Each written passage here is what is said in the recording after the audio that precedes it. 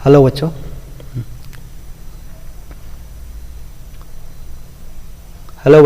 तो आज हम लोग पढ़ने वाले हैं प्रश्नावली 1.2। पिछले लेक्चर में हम लोग पढ़ चुके हैं कि वास्तविक संख्या क्या होती है और वास्तविक संख्या में जो इंपॉर्टेंट चीज़ें हम लोग सब कुछ पढ़ चुके हैं। इस चैप्टर में हम लोग क्या करेंगे, इस लेक्चर में हम लोग प्रश्नावली 1.2 का क्वेश्चन सॉल्व करेंगे। ठीक है, तो इसमें पहला क्वेश्चन बोल रहा है कि सिद्ध कीजिए कि रूट में 5 एक अपरिमेय संख्या है। तो पहले एक बार हम लोग इसका कुछ कंसेप्ट देख लेते हैं। जिससे देखिए, पहले हम देख लेते हैं कि परिमेय संख्या क्या होती है। तो जिससे परिमेय संख्या क्या होती है, अपरिमेय संख्या क्या होती है, सब हम लोग पहले देख लेते हैं, फिर इसको सॉल्व करेंगे। तो परिमेय संख्या क्या होती है? परिमेय संख्या वो होती है जिसे p बाई क्यू के रूप में लिखा जा सके। यहाँ पे p भी क्या होना चाहिए, पूर्णांक होना चाहिए, q भी एक पूर्णांक होना चाहिए, और q जो है 0 के बराबर नहीं होना चाहिए। q 0 के बराबर क्यों नहीं होता? क्योंकि अगर q 0 होगा तो ये क्या हो जाएगा, इन्फिनाइट आ जाएगा, अपरिभाषित आ जाएगा। इसको हम लोग क्या बोल सकते हैं, अगर q 0 लेते हैं तो भागा देने पे क्या हो जाएगा, अपरिभाषित हो जाएगा, जिसका कोई परिभाषित ना हो। तो ऐसे मतलब हम लोग बोल सकते हैं कि q 0 नहीं होना चाहिए। और सेकेंड है कि p और q का जो p और q आपस में क्या होना चाहिए, सहअभाज्य होने चाहिए। सहअभाज्य होने का मतलब क्या है? सहअभाज्य होने का मतलब है सिंपल सा कि p और q का जो HCF होना चाहिए, HCF जो होना चाहिए p और q का, वो 1 के बराबर होना चाहिए। ठीक है, इसका मतलब है कि p और q केवल 1 से विभाजित हो, ये नहीं कि मतलब दोनों में कोई कॉमन चीज़ नहीं होना चाहिए। सिंपल सी बात ये है। ठीक है, तो ये परिमेय संख्या का क्वालिटी है। अब देखिए, अब इस चैप्टर में हम लोग को बस क्या करना है, सिद्ध करना है। जैसे कि रूट में 5 एक अपरिमेय संख्या है, कुछ भी दे सकता है, बस सिद्ध करना है कि अपरिमेय संख्या है। तो हम लोग सिंपल से क्या करेंगे, उसको परिमेय संख्या मानकर चलेंगे और ये सभी क्वालिटी देखेंगे कि सभी जो क्वालिटी है आ रही है कि नहीं। जैसे p पूर्णांक है कि नहीं, q पूर्णांक है कि नहीं। अगर कोई एक भी क्वालिटी अगर फॉलो नहीं होता है, अगर मान लीजिए कि ऐसा है कि ऐसे आता है कि नहीं, p और q का सहअभाज्य 1 के बराबर नहीं है, कुछ और है, तो हम लोग सिंपल सा बोल देंगे कि यह क्या है, एक परिमेय संख्या नहीं है, अपरिमेय संख्या है। ठीक है, तो हम लोग इसमें क्या करने वाले हैं, पहले अपोजिट करेंगे, फिर देखेंगे कि नहीं क्या उसका फॉलो कर रहा है कि नहीं। ठीक है, तो अपने क्वेश्चन पे चलते हैं, इसको इरेज कर लेते हैं।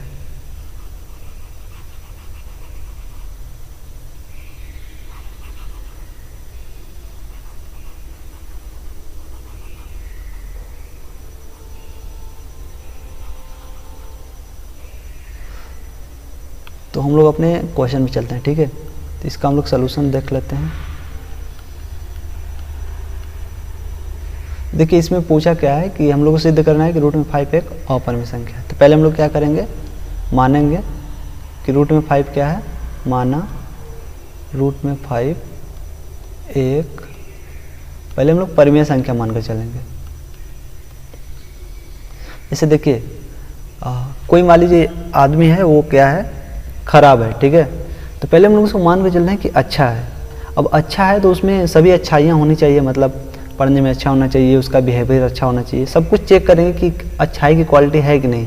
अगर अच्छाई की क्वालिटी नहीं होगी तो सिंपल सा बोलेंगे कि नहीं, वो अच्छा नहीं है, मतलब क्या है, बुरा है। तो इससे रूट में 5 को हम लोग सिद्ध करना है कि अपरिमेय संख्या है। तो हम लोग ये मान कर चलेंगे कि नहीं, रूट में 5 एक परिमेय संख्या है। तो परिमेय संख्या का सभी क्वालिटी चेक करेंगे, इसमें मैच कर रहा है कि नहीं।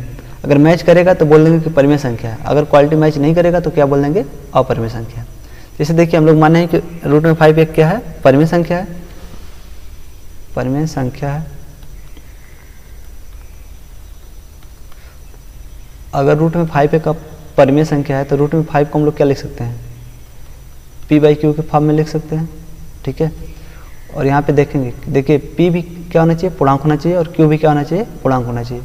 और पहला केस क्या है कि q 0 के बराबर नहीं होना चाहिए, और दूसरा क्या होता है कि p और q आपस में क्या होना चाहिए, सहअभाज्य होना चाहिए, सहअभाज्य होने चाहिए। तो p और q अगर आपस में सहअभाज्य हैं तो हम लोग बोल देंगे, हाँ, सहअभाज्य होने का मतलब क्या है कि इनका जो HCF है 1 के बराबर होना चाहिए। मतलब p और q का HCF किसके बराबर होना चाहिए, 1 के बराबर होना चाहिए। अब आगे देखते हैं। अच्छा, इसको तिरक मल्टीप्लाई कर सकते हैं, तो क्या हो जाएगा, रूट में 5q इक्वल टू p, जिसके नीचे कुछ नहीं होता उसके नीचे 1 मानकर चलते हैं। ठीक है, तो तिरक गुणा करेंगे तो p का 1 में गुणा करेंगे तो p आएगा, और इसका इसमें करेंगे तो रूट में 5q आएगा। या फिर इसको ऐसे लिख सकते हैं p इक्वल टू रूट में 5q। ठीक है, इसको इधर किए, इसको इधर किए। अब देखिए क्या करेंगे, दोनों तरफ वर्ग करेंगे, तो दोनों तरफ वर्ग करने पे, जब दोनों तरफ वर्ग करेंगे तो इधर क्या हो जाएगा, इधर p का स्क्वायर हो जाएगा और इधर क्या हो जाएगा, रूट में 5q का होल स्क्वायर। ठीक है, तो ये पहला हो गया। p का स्क्वायर को तो सीधे p का स्क्वायर लिख सकते हैं। अब देखिए इसको क्या लिखा जा सकता है, जैसे यहाँ पे क्या है, रूट में 5 है और q है, इसका स्क्वायर है। इसका मतलब होता है कि रूट में 5q का 2 बार गुणा, रूट में 5q इंटू रूट में 5q। तो किसी अगर मान लीजिए यहाँ पे क्या लगा है, कड़ी लगी है। कड़ी के अंदर अगर दोनों सेम संख्या है तो हम लोग उसका जब गुणा करते हैं तो बस कड़ी हटा देते हैं और एक बार उस संख्या को लिख देते हैं। ठीक है, और q यहाँ पे है तो q कितनी बार है, 2 बार है। q एक यहाँ पे, एक यहाँ पे, तो इनका जो घात है जुड़ जाएगा, तो कितने हो जाएगा, 2। तो इसको हम लोग वर्क करने पे कितना आ जाएगा, ये आ जाएगा 5q स्क्वायर। ठीक है, इसको हम लोग इरेज कर लेते हैं।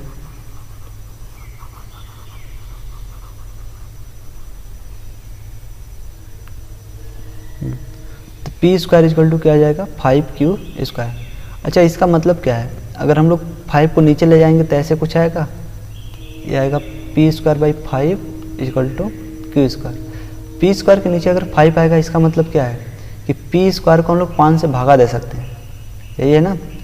अगर किसी की संख्या के नीचे अगर कोई संख्या आती है तो इसका मतलब वो संख्या उस संख्या से क्या है, विभाजित है।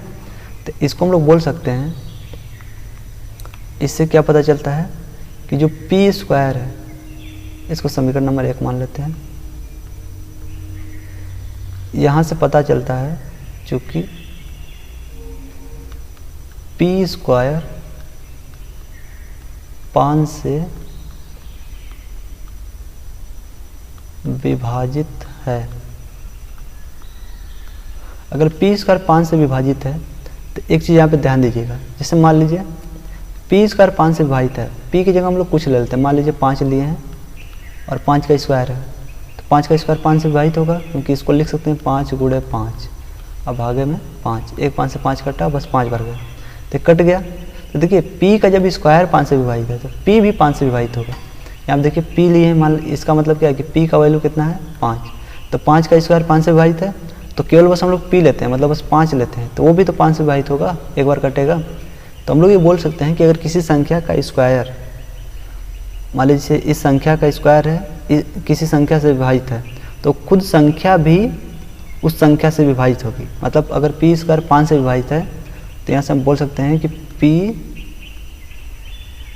p भी क्या होगा, 5 से विभाजित होगा। ठीक है, तो अगर p का स्क्वायर 5 से विभाजित है तो p भी क्या होगा, 5 से विभाजित होगा। तो अभी तक हम लोग क्या देखें कि p स्क्वायर जो है 5 से विभाजित है, तो p भी क्या होगा, 5 से विभाजित होगा। अब आगे चलते हैं, आगे देखते हैं।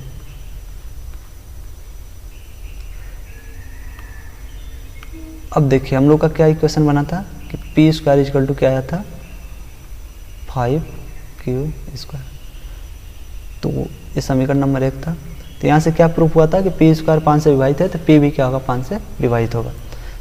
यहाँ पे हम लोग क्या करते हैं, मानते हैं, माना चूँकि p क्या है, p 5 से विभाजित है, तो जब भी p का वैल्यू लेंगे किसी 5 का गुणनफल लेंगे, तो मान लेंगे p इक्वल टू हम लोग क्या लेते हैं, 5 इंटू m, जहाँ पे m क्या होता है, कोई एक पूर्णांक होगा। ठीक है, तो हम लोग मान के चलते हैं। तो इसका मतलब क्या है कि p की जगह हम लोग 5m रखेंगे, तो 5m का होल स्क्वायर हो जाएगा और यहाँ पे 5q स्क्वायर हो जाएगा। ठीक है, ये तो दिया है। इसको क्या कर सकते हैं, 5 का स्क्वायर 2 बार है, 5m स्क्वायर है, इसका मतलब 5 का गुणा 2 बार है, तो 5 गुणा 2 बार करेंगे तो 25 आ जाएगा, 5 इंटू 5 करेंगे तो, और m का करेंगे तो 25m स्क्वायर, यहाँ से क्या आ जाएगा, 5q स्क्वायर है। ठीक है, अगर यहाँ से हम लोग क्या करते हैं, इसको 5 को नीचे ले जाएंगे तो क्या आ जाएगा, ये ऐसे कुछ आएगा, 25m स्क्वायर बटे 5 हो जाएगा, और बराबर इधर क्या आ जाएगा, q स्क्वायर। इसका मतलब 5 से विभाजित होगा तो यहाँ 5m स्क्वायर हो जाएगा, बराबर क्यू स्क्वायर हो जाएगा। तो यहाँ से एम स्क्वायर जब हम लोग निकालेंगे तो क्या आ जाएगा, क्यू स्क्वायर बाई 5, इतना आ जाएगा। तो इसको हम लोग सिंपल सा बोल सकते हैं कि इसको नीचे ले जाएंगे, भागा देंगे तो ये बन के आएगा 5m square equal to Q square. यहाँ से सॉल्व करने पे आएगा। अच्छा, इसका मतलब क्या है कि जब 5 नीचे गया है तो ऐसे कुछ बनेगा। अब ये अपना क्या है, इसको भी हम लोग बोल सकते हैं कि क्यू स्क्वायर क्या है, 5 से विभाजित है। क्यू स्क्वायर अगर 5 से विभाजित है तो क्यू भी क्या होगा, 5 से विभाजित होगा। ठीक है, इसको हम लोग लिख लेते हैं। पहले इसको इरेज कर लेते हैं, फिर देखते हैं क्या होगा आगे।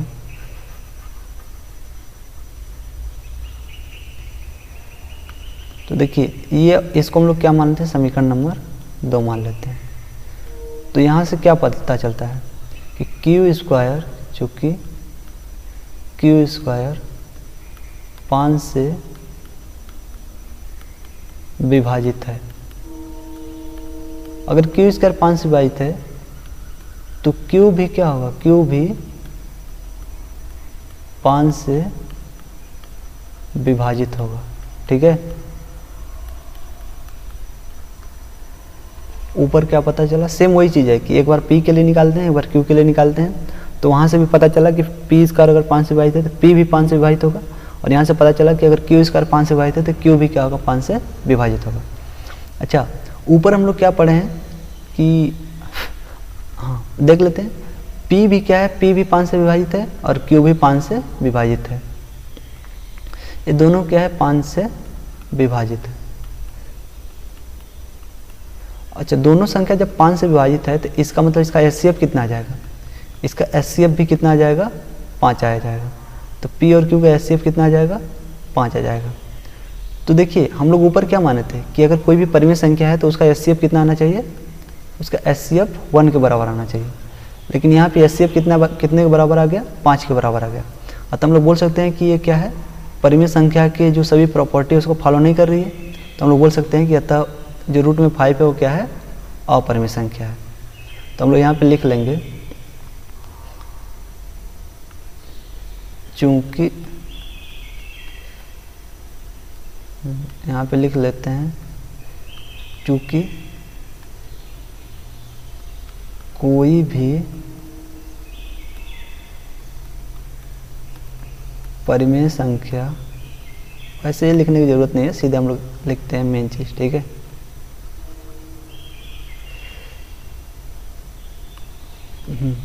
तो हम लोग का क्या है, एचसीएफ हम लोग का कितना आ गया, 5 आ गया। तो ऐसा क्यों आया, हम लोग ऊपर तो माने थे कि एचसीएफ 1 के बराबर आना चाहिए तभी वो परिमेय संख्या होगी, लेकिन एचसीएफ 5 के बराबर आ गया। अतः इसका मतलब ये परिमेय संख्या है नहीं। तो लेकिन फिर भी हम लोग क्यों परिमेय संख्या माने थे, तो यहाँ पे लिखेंगे, चूँकि हमारी जो हम लोग माने थे वो क्या है, वो गलत है, हमारी कल्पना गलत है।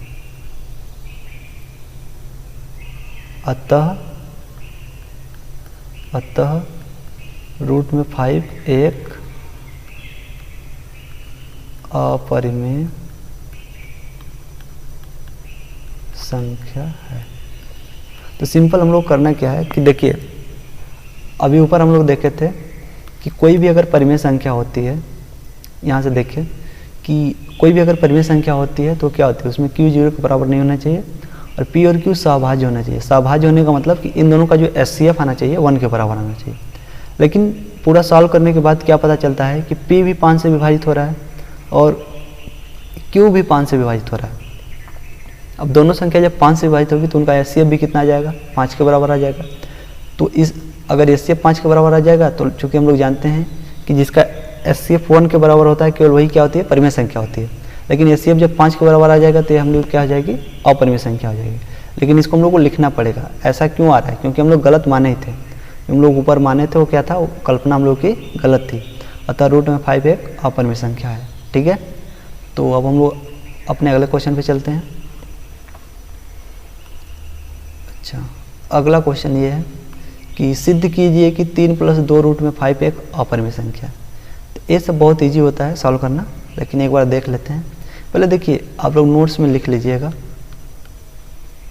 ये आप लोग नोट करके लिख लीजिए क्योंकि यहाँ से इरेज हो जाएगा। ठीक है, तो देखिए हम लोग को सिद्ध करना है ये सब। तो ऐसी संख्या के लिए पहले हम लोग कुछ पता होना चाहिए। जैसे यहाँ पे क्या है कि जो परिमेय संख्या है, जो परिमेय संख्या होती है उसमें किसी भी परिमेय संख्या को जोड़ो या फिर घटाओ। परिमेय संख्या में परिमेय संख्या को जोड़ने या घटाने पर क्या आता है, वो परिमेय संख्या ही प्राप्त होती है। मतलब जैसे कोई एग्जांपल लीजिए, मान लीजिए आपके पास 2 है प्लस माइनस 3 है, मतलब 5 है। 5 भी परिमेय संख्या है, 3 भी परिमेय संख्या है। इन दोनों को जोड़ने पर क्या आएगा, 8 आएगा। घटाने पर क्या आएगा, 2 आएगा। तो ये भी एक परिमेय संख्या है, ये भी एक परिमेय संख्या है। तो यही बोला गया कि किसी भी परिमेय संख्या में किसी दूसरी परिमेय संख्या को जोड़ने या घटाने पर परिमेय संख्या ही प्राप्त होती है। अगला होता है कि किसी भी अगर परिमेय संख्या में, किसी परिमेय संख्या में गुणा कीजिए या फिर भाग कीजिए। किसी परिमेय संख्या में किसी परिमेय संख्या से ही गुणा या भाग करने पर क्या मिलता है, परिमेय संख्या ही प्राप्त होती है। ठीक है, तो ये भी एग्जाम्पल लेकर आप समझ सकते हैं। ठीक है, अगला है, अब अगर आपके पास मान लीजिए कोई अपरिमेय संख्या है, अपरिमेय संख्या है और उसमें आप परिमेय जोड़ रहे हैं या फिर परिमेय घटा रहे हैं, परिमेय जोड़ या घटा रहे हैं, तो अपरिमेय संख्या ही प्राप्त होती है। ये ध्यान दीजिएगा, किसी अपरिमेय संख्या में जोड़िए या फिर घटाइए किसी परिमेय संख्या को तो अपरिमेय संख्या ही प्राप्त होगी। और अपरिमेय संख्या में गुणा या भागा करने पर परिमेय संख्या का, वो भी क्या होता है, अपरिमेय संख्या मान लीजिए गुणा किए या फिर भागा किए किसका, परिमेय संख्या का, तो ये भी क्या होगा, ये भी अपरिमेय संख्या ही प्राप्त होती है। ये भी अपरिमेय संख्या ही प्राप्त होती है। तो ये एक इम्पॉर्टेंट नोट्स है, इसको आप लोग देख लीजिए और नोट करके रख लीजिए। ठीक है, क्योंकि यहाँ से इरेज कर दिया जाएगा। तो अब हम लोग अपने क्वेश्चन पे चलते हैं। तो इसको पहले इरेज कर लेते हैं।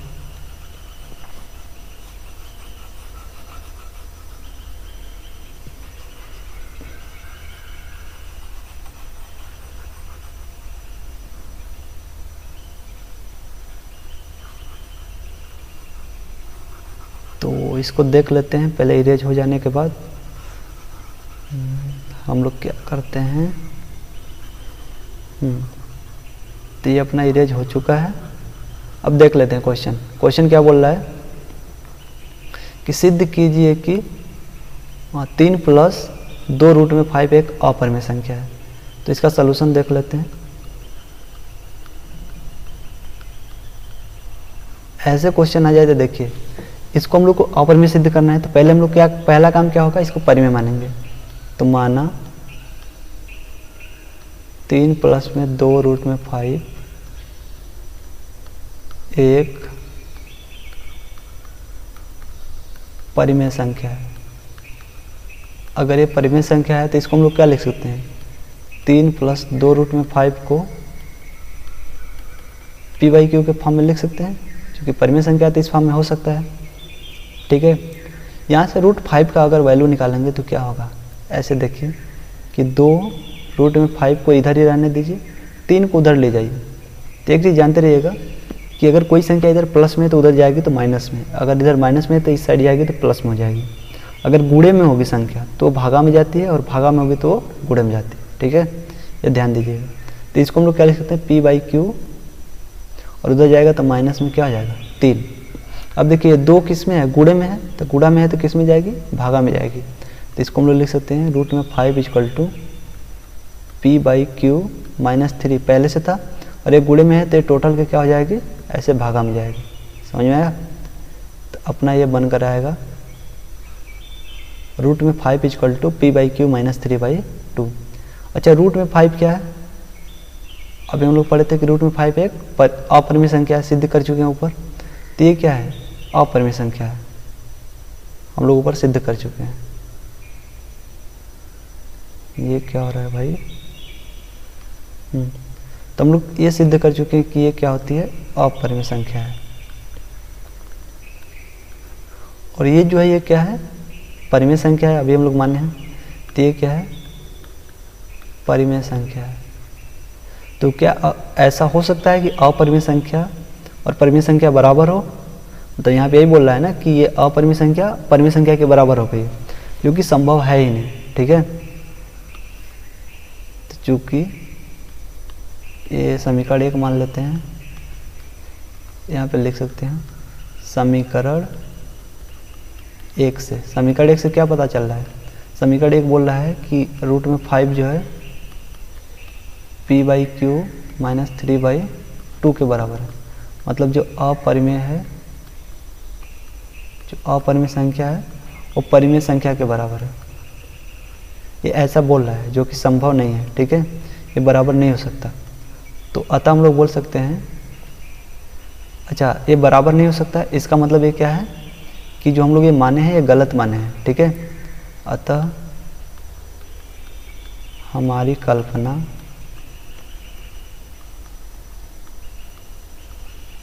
यहाँ पे लिख सकते हैं, जो हम लोग ये माने हैं कि नहीं ये परिमेय संख्या है, तो ये हम लोग गलत माने हैं। तो चूंकि हम लोग कर सकते हैं कि हमारी कल्पना गलत है, हम लोग कल्पना गलत है, ये परिमेय संख्या नहीं है, अतः हम लोग बोल सकते हैं इसलिए 3 + 2 रूट में 5 एक परिमेय संख्या है।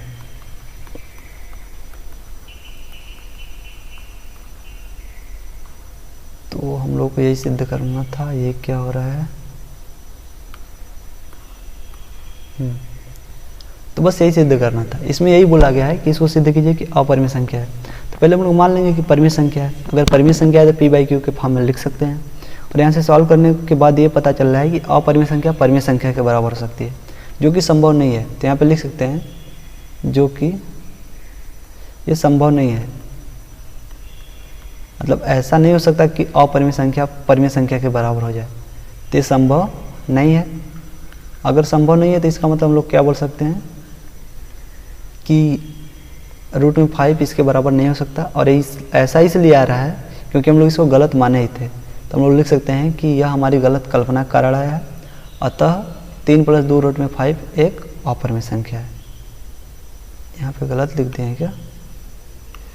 एक अपरिमेय संख्या है, यहाँ पे अपरिमेय रहेगा, अपरिमेय संख्या है, ठीक है। तो हम लोग अपने अगले क्वेश्चन पे चलते हैं। अच्छा, अगला क्वेश्चन भी वैसा टाइप का ही है। यहाँ पे अलग अलग 3 क्वेश्चन हैं। जैसे बोल रहा है सिद्ध कीजिए कि निम्नलिखित संख्याएं अपरिमेय संख्याएं अपरिमेय हैं। तो पहला जो क्वेश्चन है क्या है? 1/√2। तो सेम वही लगाएंगे, बोलेंगे कि माना 1/√2 एक परिमेय संख्या है। एक ही मेथड से सब लग जाएगा, ठीक है। तो हम लोग इसको मान लेंगे कि माना 1/√2 एक परिमेय संख्या है। अच्छा, परिमेय संख्या है तो इसको क्या लिख सकते हैं? 1/√2 को p/q के फॉर्म में लिख सकते हैं। तिरक मल्टीप्लाई कर लेते हैं। तिरक मल्टीप्लाई करने पर क्या आ जाएगा? यह आ जाएगा q = √2 × p, ऐसे से मल्टीप्लाई किया गया है, ठीक है। तो इसको हम लोग क्या लिख सकते हैं?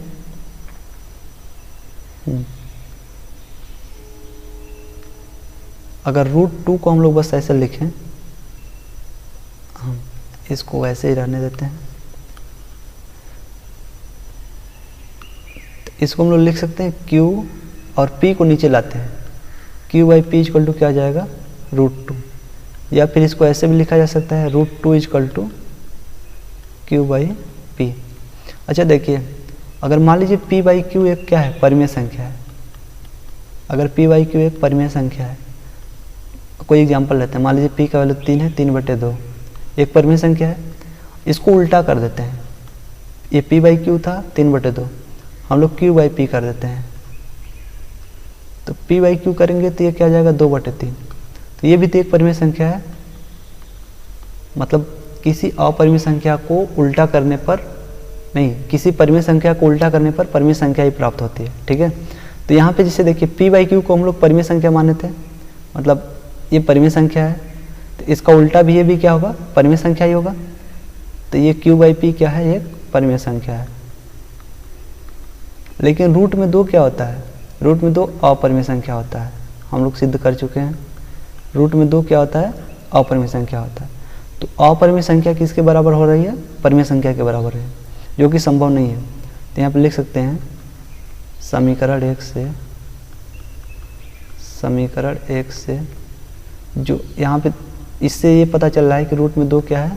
p/q के बराबर है, जो कि संभव नहीं है। यहाँ पे लिख सकते हैं जो कि संभव नहीं है। मतलब कभी भी ऐसा नहीं हो सकता कि अपरिमेय संख्या परिमेय संख्या के बराबर हो जाए। तो ऐसा इसलिए आ रहा था क्योंकि हम लोग गलत कल्पना ही किए थे। तो यह हमारी, यहाँ पे लिख सकते हैं यह हमारी गलत कल्पना के कारण आ रहा है। तो यह हमारी गलत कल्पना के कारण, मतलब हम लोग गलत माने थे कि नहीं ये परिमेय संख्या है, ठीक है। तो अतः हम लोग बोल सकते हैं इसलिए 1/√2 एक अपरिमेय संख्या है, अपरिमेय संख्या है, ठीक है। तो सिंपल सा जानिए कि बस हम लोग को ये दिखाना है कि परिमेय और अपरिमेय संख्या बराबर नहीं हो सकती है। तो हम लोग फिर बोल देंगे कि नहीं ये गलत, हम लोग गलत माने थे इसलिए ऐसा आ रहा है। तो सिंपल सा बोल देंगे कि ये क्या है, अपरिमेय संख्या है। तो इसमें दूसरा क्वेश्चन है और तीसरा क्वेश्चन है, ये अपने चैप्टर का लास्ट क्वेश्चन है, ठीक है। ये जो है लास्ट क्वेश्चन है, बट पहला हो गया, दूसरा देख लेते हैं, तीसरा और चैप्टर द एंड करते हैं, ठीक है। दूसरा क्वेश्चन है 7√5। जो दूसरा क्वेश्चन है इसको ले लेते हैं। दूसरा क्वेश्चन है 7√5, इसको भी सिद्ध करना है कि अपरिमेय संख्या है। तो सिंपल सा काम है, मानेंगे पहले कि माना 7√5 एक परिमेय संख्या है। अगर 7√5 एक परिमेय संख्या है तो इसको हम लोग p/q के रूप में लिख सकते हैं। तो 7√5 = p/q हो सकता है। अच्छा, यहाँ पे √5 का वैल्यू निकाल लेते हैं। तो √5 को निकालेंगे तो ये 7 नीचे चला जाएगा, क्योंकि इधर किस में गुणा में है तो नीचे जाएगा तो भागा में हो जाएगा। तो यहाँ पे 7q हो जाएगा, ठीक है। तो इसको हम लोग लिख सकते हैं √5 = p/7q। अच्छा, √5 क्या होता है हम लोग सिद्ध कर चुके हैं कि ये अपरिमेय संख्या है। और p/7q ये क्या होता है, ये होता है परिमेय संख्या। अब ये अपरिमेय संख्या, ये परिमेय संख्या है, ये बराबर तो हो नहीं सकता है। तो इसको हम मान लेते हैं समीकरण 1, इसको लिखेंगे समीकरण 1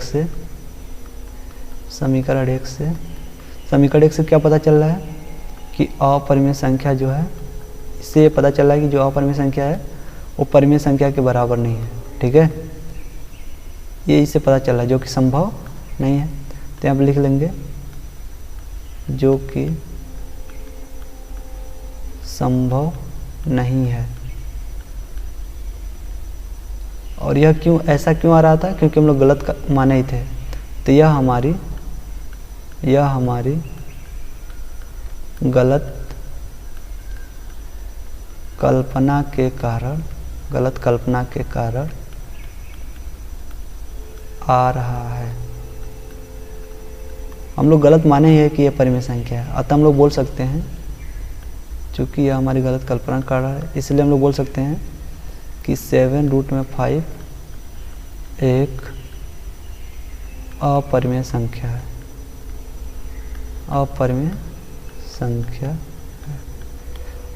तो सिंपल सा है, ज़्यादा कुछ करना नहीं। पहले हम लोग ये मानकर चलें कि परिमेय संख्या है, और वहाँ से अपरिमेय संख्या और परिमेय संख्या को निकाल लेंगे। तो इससे पता चल रहा है कि अपरिमेय संख्या परिमेय संख्या के बराबर आ रही है, लेकिन ये पॉसिबल नहीं है, ठीक है। तो हम लोग बोल सकते हैं कि यह हमारी गलत कल्पना कर रहा था, अतः ये क्या है, एक अपरिमेय संख्या है। अच्छा, अब मान लीजिए आपको क्वेश्चन में ऐसा आता है, तो आपको ये पता है, क्योंकि अगर बहुत मान लीजिए 7-8 नंबर का आता है तो पहले आपको √5 को सिद्ध करना होगा कि अपरिमेय संख्या है, फिर इन दोनों को बोलना होगा कि नहीं ये अपरिमेय संख्या है, परिमेय संख्या जो कि बराबर नहीं हो सकती। लेकिन जब हम पढ़ा रहे हैं तो हम लोग जानते हैं कि ये क्या है, अपरिमेय संख्या है, हम लोग सिद्ध कर चुके हैं। तो इसको हम लोग लिख सकते हैं, यहाँ पे लिख सकते हैं कि हम जानते हैं,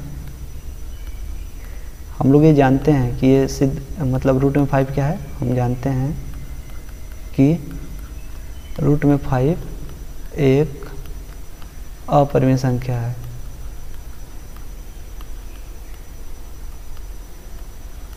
ये हम लोग सिद्ध कर चुके हैं, हम लोग को पता है, इसलिए सीधे हम लोग बोल रहे हैं कि यह परिमित संख्या है, ये परिमित संख्या है, इसलिए बराबर नहीं हो सकता।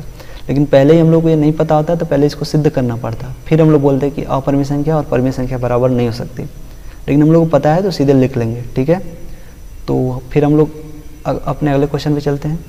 अगला क्वेश्चन क्या है देख लेते हैं पहले। बोल रहा है 6 + √2, ये लास्ट क्वेश्चन है चैप्टर का। अच्छा, जगह नहीं है क्या? ओके, तो इसको यहीं पे सॉल्व करना पड़ेगा, यहीं पे देख लेते हैं, ठीक है। इसी में तो वो जो थर्ड क्वेश्चन है, इसका कलर चेंज करते हैं पहले। जो थर्ड क्वेश्चन है क्या बोल रहा है कि 6 + √2, इसको सिद्ध करना है कि क्या है, अपरिमेय संख्या, ठीक है। तो पहले मानेंगे, माना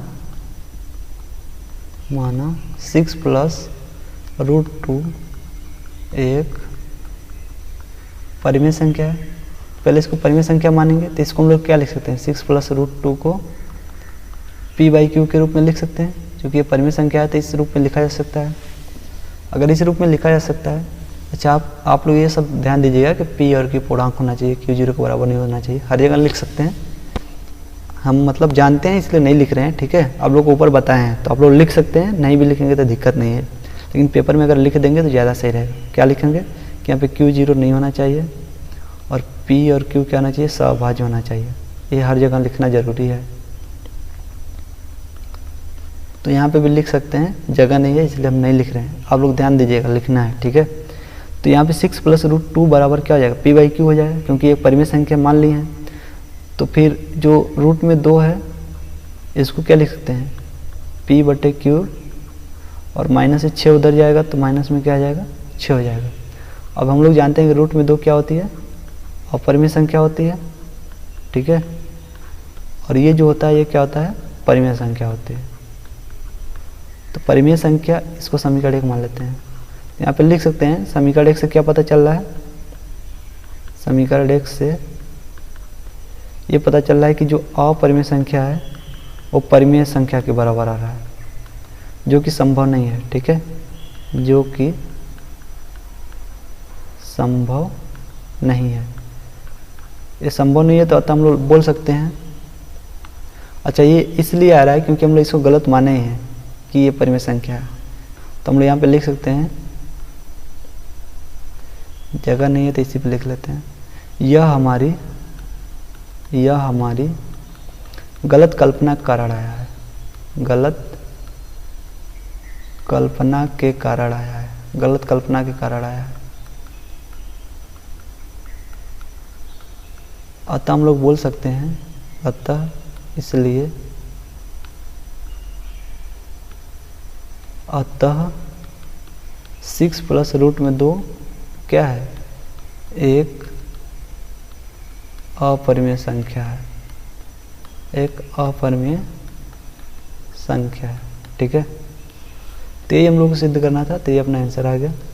तो ये चैप्टर का लास्ट क्वेश्चन है। तो हम लोग का चैप्टर पूरी तरह से समाप्त हो चुका है।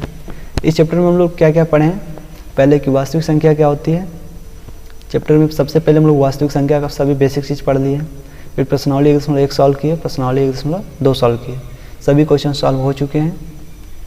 तो चैप्टर का हम लोग यहीं पे एंड करते हैं, ठीक है। Thank you.